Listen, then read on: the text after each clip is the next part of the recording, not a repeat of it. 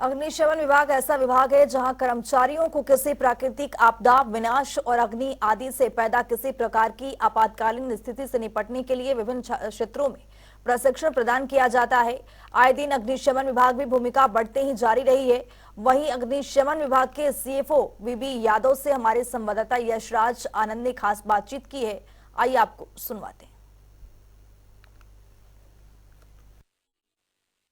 आज हमारे साथ मौजूद हैं चीफ फायर ऑफिसर वीवी यादव।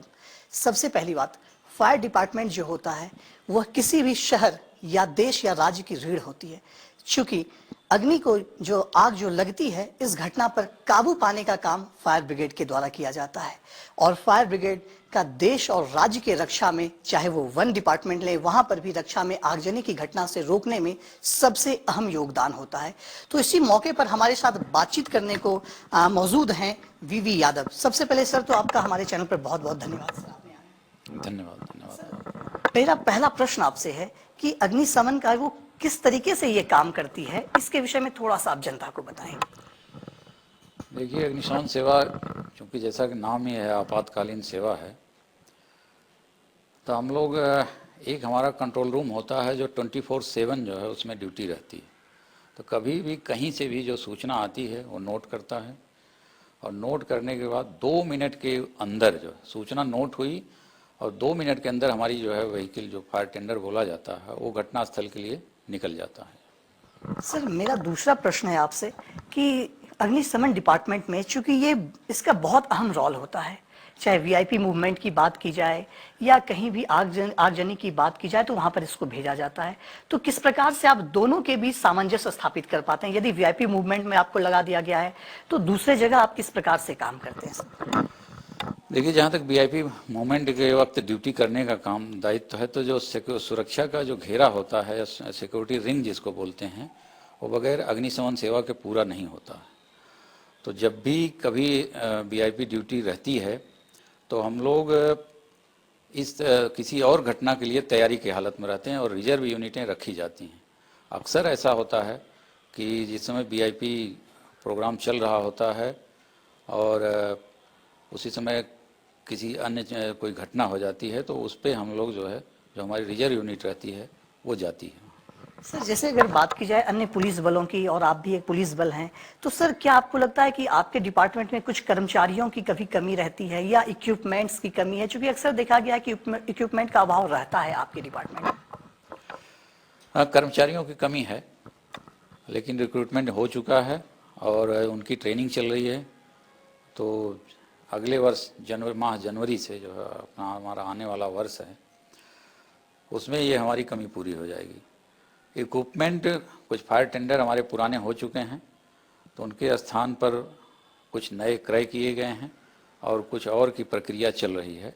इसमें हमारा वर्ल्ड बैंक से जो है डिपार्टमेंट या शासन स्तर से जो है एक टाई अप होने जा रहा है, तो उनके द्वारा जो है बजट उपलब्ध कराया जाएगा और जिससे हम लोग कुछ आधुनिक इक्विपमेंट खरीदेंगे जो है। और इसमें एक रोबोट की खरीदने की बात चल रही है, जिसका अभी कुछ दिन पूर्व जो है डेमोन्स्ट्रेशन जोली ग्रांट SDRF में किया गया, जिसमें आपदा सचिव सर उपस्थित थे।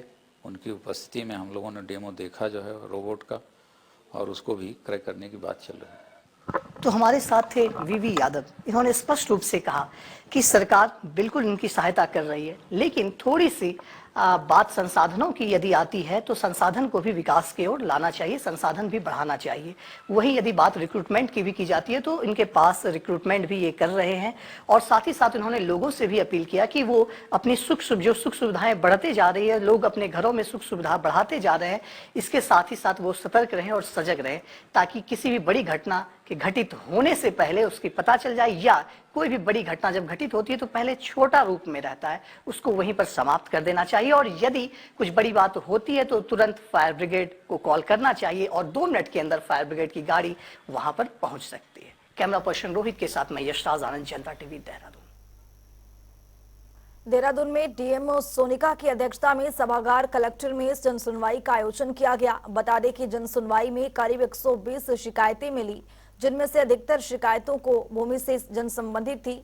डीएम ने निर्देशित किया है कि वरिष्ठ नागरिकों की शिकायतों पर तेजी से ध्यान देकर उन पर जल्द से जल्द कार्रवाई करने के निर्देश दिए गए ताकि किसी को भटकना न पड़े।